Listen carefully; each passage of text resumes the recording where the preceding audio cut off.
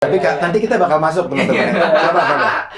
Saya pengen tahu sebenarnya, ini dokter nih gimana sih, kok bisa ketemu sama ini BTW beliau tuh udah menikah dan punya 1 anak ya. Jadi saya sebenarnya pengen tahu gimana proses pernikahan itu gimana. Nanti kita dengerin nih, tapi pengen tahu lebih dalam lagi nih dok, gimana dok? Elaborasinya. Ada nggak cinta sebelum pernikahan menurut dokter?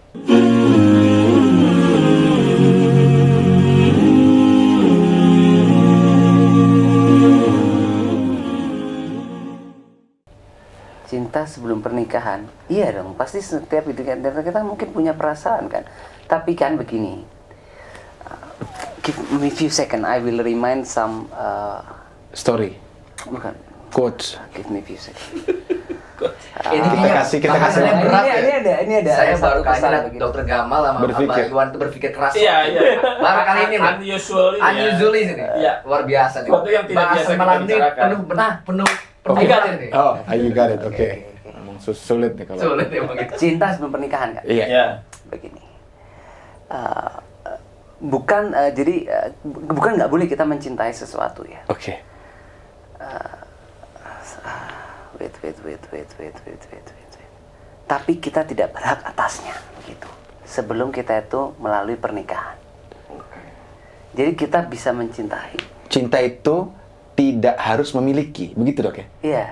Jadi kita boleh menyukai, mungkin apa sih bedanya suka sama cinta itu apaan sih? Kan kalau suka itu kan awalan daripada kita mencintai seseorang. Tapi kalau misalnya kita tilik lebih jauh lagi, seolah-olah kita mengartikan bahwasannya sebelum pernikahan itu cuma suka, bukan cinta. Bener nggak sih? Gimana Abah Hajo? Saya minta Abah Iwan dulu. Nyari dulu beliau. Sabar ya, teman-teman sekalian. Beliau nih pemikir sejati. Tapi saya pengen tahu gimana. Tadi Dokter Irfan udah cerita, beliau ternyata dijodohkan. Wah, saya juga dijodohkan teman-teman ya.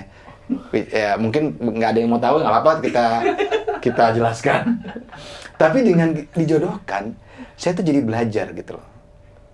Ternyata dengan kita mengorbankan kecintaan kita terhadap seseorang yang belum tentu diridhoi oleh kedua orang tua, itu justru menimbulkan rasa cinta yang lebih tinggi lagi. Akhirnya sepakat tuh kalau ini. Saya agak mendalam nih. Jadi gini ya, orang kan bilang soal perjodohan itu tidak membuat Anda punya pilihan. Kita tuh selalu milih ya, termasuk memilih jalan yang terbaik buat diri kita. Nah tadi kata-kata ini pas tuh. Saya melihat rata-rata orang yang mau berkorban untuk mendapatkan cinta yang lebih besar dari cinta yang dia miliki itu akan mendapatkan hasil dari cintanya lebih besar dibandingkan apa yang dia duga dia akan dapatkan. Betul, karena banyak orang yang mengejar cinta kepada manusia, tapi sebenarnya dia lupa seharusnya dia mengejar cinta kepada orang yang lebih mencintai manusia itu, yaitu Allah Subhanahu Wa Taala. Benar nggak sih? Orang tuh kadang berkorban buat mencintai seseorang, tapi dia lupa sebenarnya ada zat yang kemudian jauh lebih mencintai dia, tapi dia nggak merasakan atau dia tidak mampu untuk mengembalikan cinta tersebut. Ini maksud saya tuh apa ya? Ada suatu hal tuh yang mengganjal gitu loh. Kenapa sih orang nggak ngomong sebenarnya ente tuh salah, lo tuh salah kalau mencintai seseorang sebelum pernikahan. Saya punya pandangan lain soal ini. Dokter kayak gini loh sekarang. Nggak, saya dapat poinnya tadi. Jadi sebenarnya di buku pertama saya tuh saya nulis 1 bab tentang ini. Waduh, ini berat nih. Iya, jadi Tentang salah apa satu bab itu tentang tema kita hari ini begitu. Cuman karena saya sudah 4 tahun ngurusnya itu sosial politik, lupa saya sama yang seperti ini. Guys, nanti kita kasih link bukunya dok ya. Oh iya. Maksudnya kalau mau beli silakan nanti. Oh iya. Iya, bukan Promosi dibagiin, terselubung. dok. Nggak apa-apa.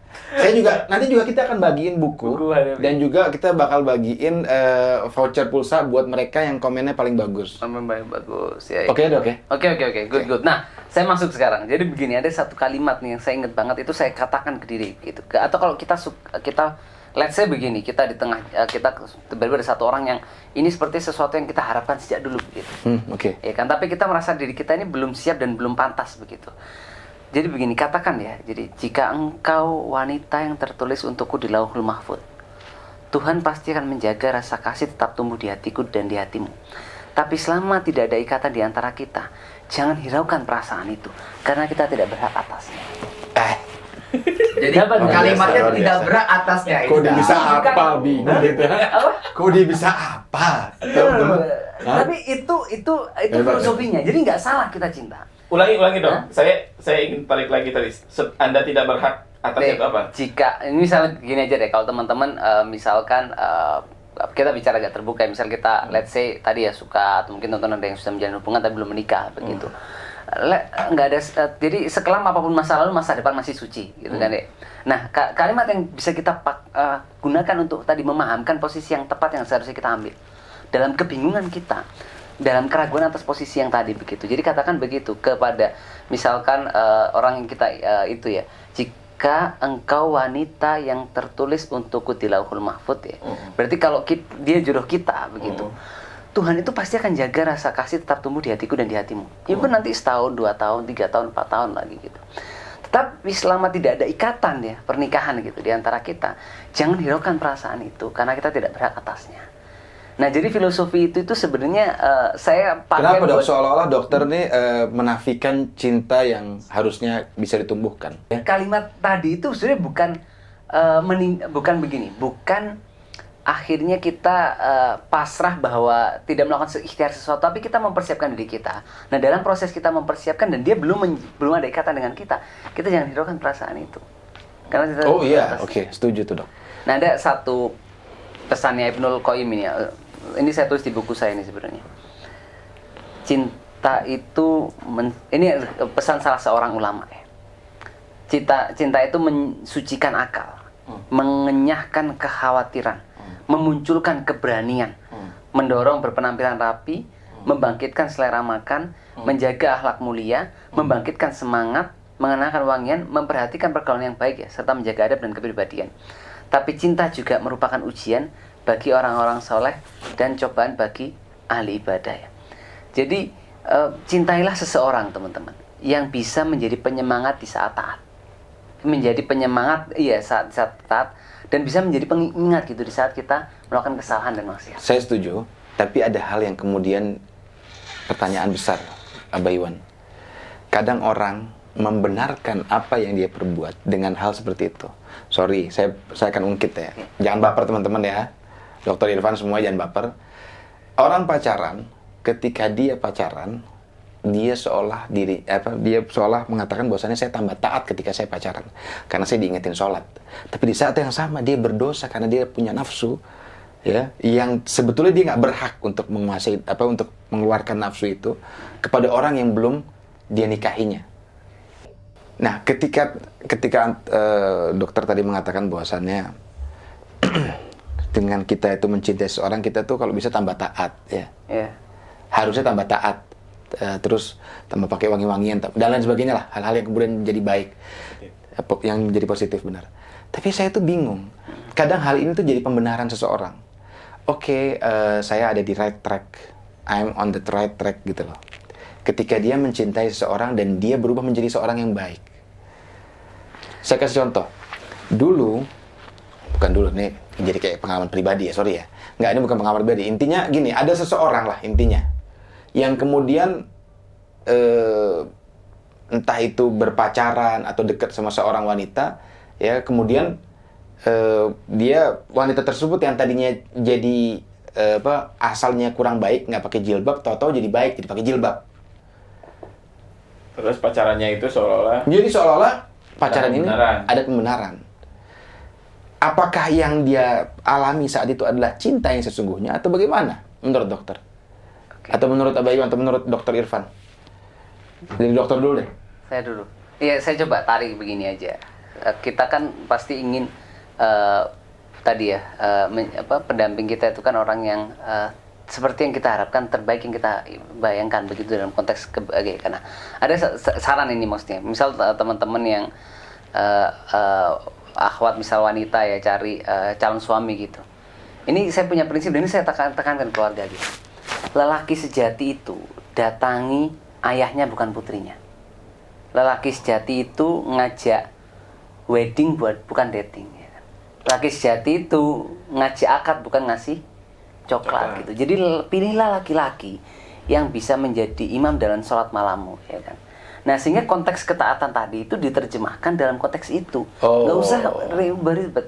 Pagi ini misalkan ya kan, atau besok pagi ya, itu kita bangun jam berapa pagi kan, untuk gimana kita betul-betul bisa membuktikan apakah cinta kita itu membawa kebaikan ya, buat keluarga kita ya, buat orang-orang yang kita cintai. Tapi saya ngalami dalam dua hal, dalam dua konteks itu, dalam konteks tadi ya, dalam konteks ibadah. Tapi di sisi lain, pernah nggak jam 12 malam misalkan, jam 1 malam kita ngantuk berat, capek berat ya, tapi kita itu karena kita cinta misal sama keluarga kita cinta sama orang tua kita akhirnya paksa diri kita gitu. Kayak kita ingin berkorban ya, kita ngantuk yang luar biasa. Tapi kadang-kadang saya sering tuh, saya ngantuk berat gitu, saya ke kamar gitu, saya buka pintu kamar terus lihat anak sama istri misalkan, itu bisa memberikan semangat yang luar biasa. Luar biasa. Ya, jadi di situ kan dua aspek sebenarnya. Satu aspek tadi ya, kita akhirnya bangun pagi ya, jam 2, jam 3 pagi gitu. Teman-teman bisa cek ya ke istri saya misalkan, kalau ke rumah tanya sama keluarga itu betul-betul hal yang sederhana, tapi kami jaga lah gimana bangun pagi ya, jam 2, jam 3, kedisiplinan hal sederhana. Tapi bagi saya tuh begini, kalau jangan pilihlah laki-laki yang bisa menjadi imam ya dalam sholat malammu, atau konteks berikutnya begini, laki-laki yang nggak bisa jaga sholat subuhnya ya, bagaimana dia bisa memimpinmu dan memimpin sholat subuhnya, jadi nggak bisa begitu kan. Sehingga nah itu konteks yang pertama tadi, kita seharusnya cinta itu akhirnya membuat kita tadi bangun lebih pagi, kita ibadah jauh lebih baik begitu dan lain sebagainya. Ini konteks setelah pernikahan kayaknya. Iya, konteks setelah pernikahan, iya. Dan tapi nggak ada how to do, ya how kan? to do. Iya, betul. Seolah-olah kita dokter tuh mengatakan bahwasannya kalian tuh kalau menjadi imam tuh seperti ini gitu loh. Ini kalau kalian kagak bisa, ya belum tentu Anda termasuk orang-orang yang sebetulnya tuh mencintai seseorang tuh karena Allah gitu. Benar nggak, Dok?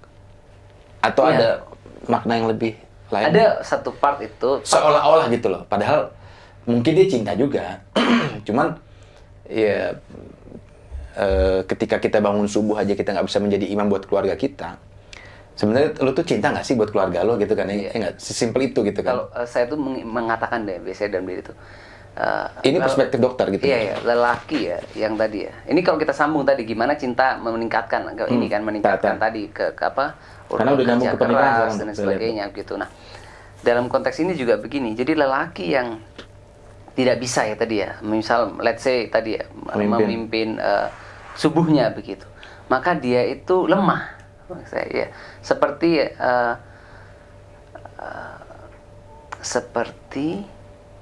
Seseorang. angin yang berembus di balik bukit sofa. Enggak ya? Ada nggak sih, pernah denger nggak? Seperti angin yang berembus di balik apa? Bukit apa? Enggak. Forget it. Itu satu filosofi yang muncul. Oke, itu poin-poinnya. Tapi mulai agak oke. ngantuk kayaknya teman-teman sekalian ya. Oke. Enggak, itu filosofi bahwa ya dia lemah begitu maksudnya begitu. Ya udah forget it. Oke. Oke, Sekarang- itu mungkin poin. Sekarang Abah Iwan. Ya, kembali lagi ke cinta itu kan saya bilang tadi, dasarnya kan itu ujian ya. Iya. Ya kalau ujian itu ketika well managed, maka dia memberikan dampak kebaikan. Tetapi kalau salah urus ya menjadi suatu hal yang akan membawa dia kepada hal yang tidak baik.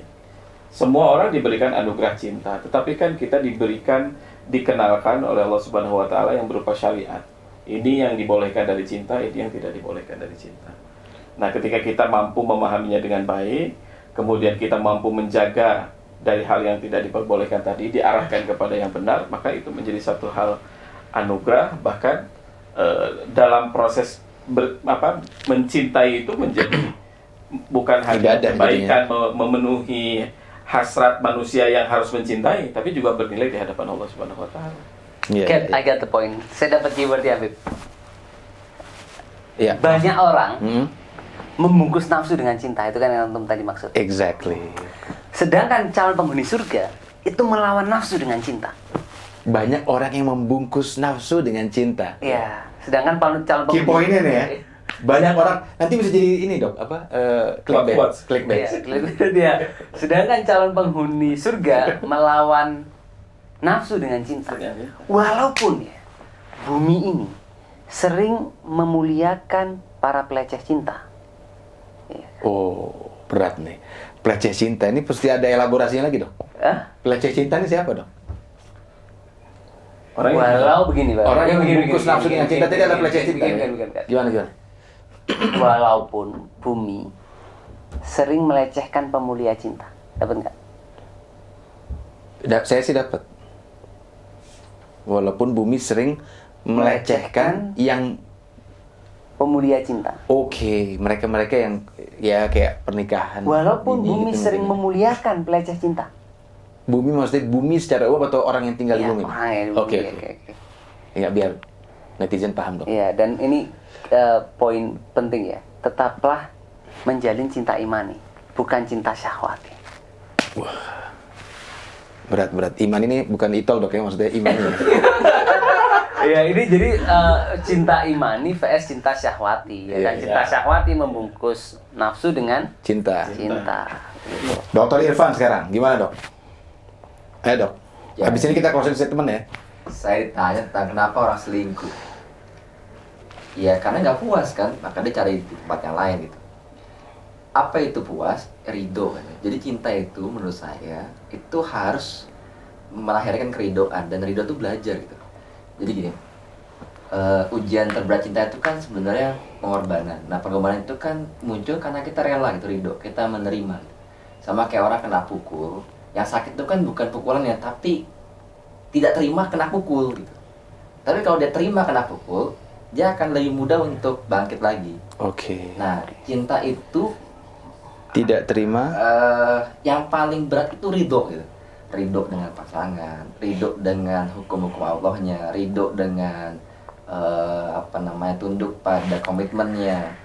Dan kalau kita ridho gitu ya, saya tadi suka merenung soal ini, itu itu puncak cinta gitu, bahwa kita tuh ridho dengan segala hal yang buat cinta kita indah dan membuat cinta kita bagus gitu, walaupun mungkin banyak cercaan, banyak celaan, banyak makian, banyak ujiannya. Karena kita ridho gitu. Orang ridho gimana sih?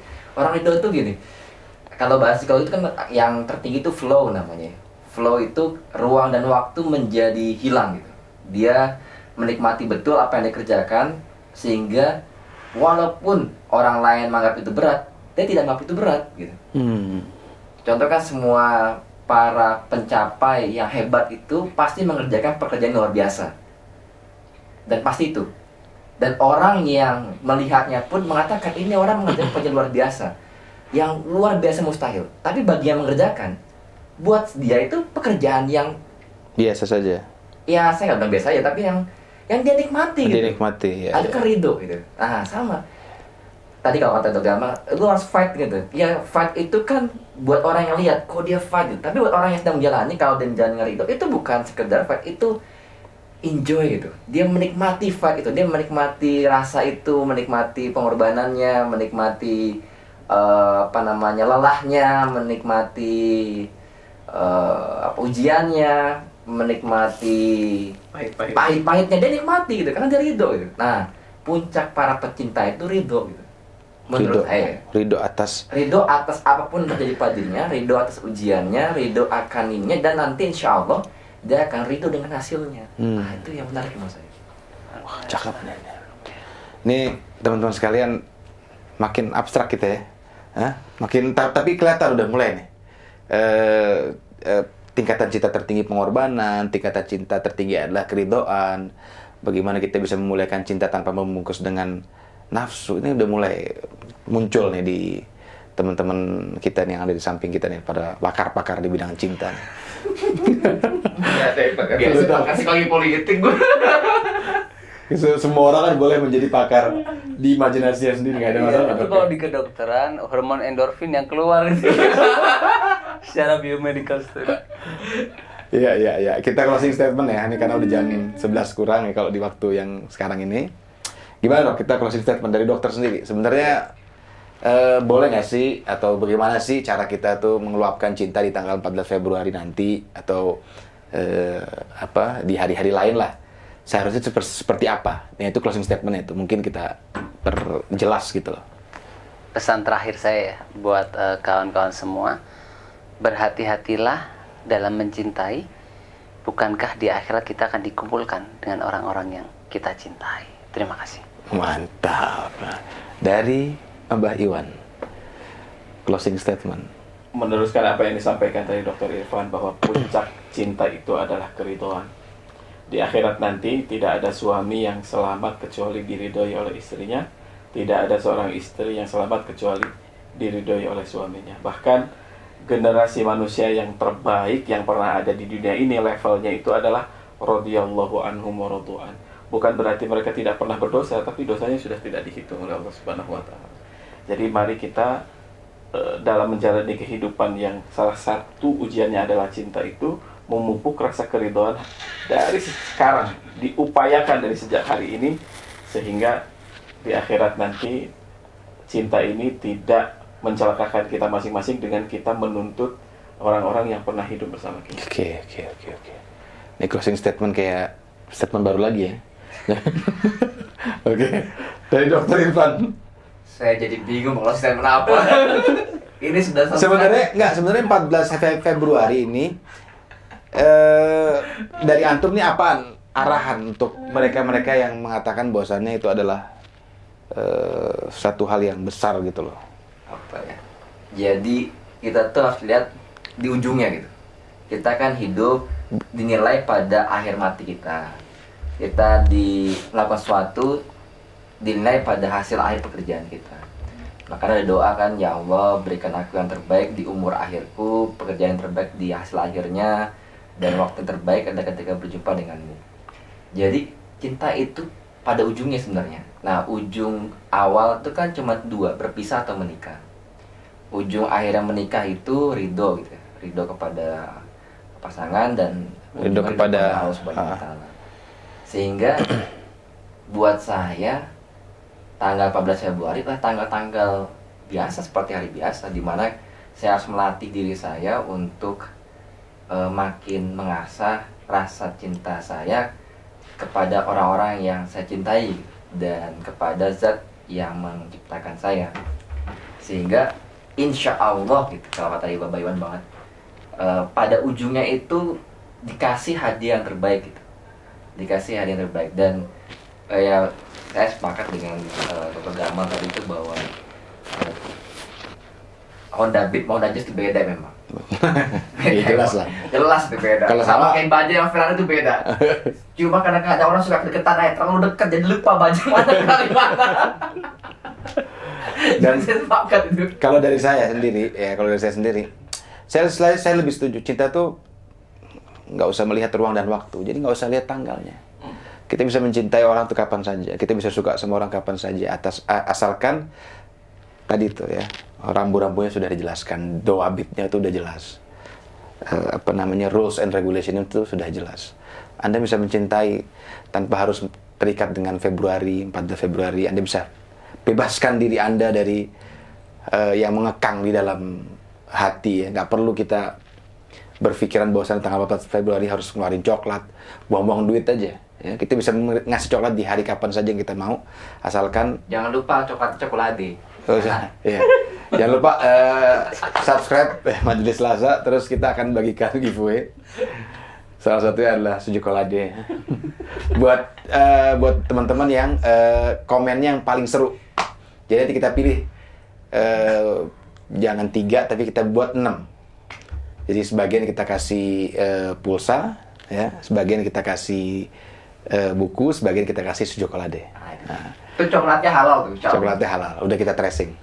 Jadi intinya teman-teman, jangan terikat dengan ruang dan waktu dalam mencintai seseorang. Benar dok ya? Boleh nggak dok? Wallahu a'lam bishawab. Benar ya? Saya hanya mengambil yang kita bisa simpulkan pada malam hari. Teman-teman sekalian, demikian mudah-mudahan obrolan kita itu bermanfaat, dan jangan lupa subscribe YouTube Majelis Selasa. Mudah-mudahan kita bisa bertemu di podcast-podcast selanjutnya. Dari saya sekian, mudah-mudahan bermanfaat. Assalamualaikum warahmatullahi wabarakatuh. Cinta. Closing cinta.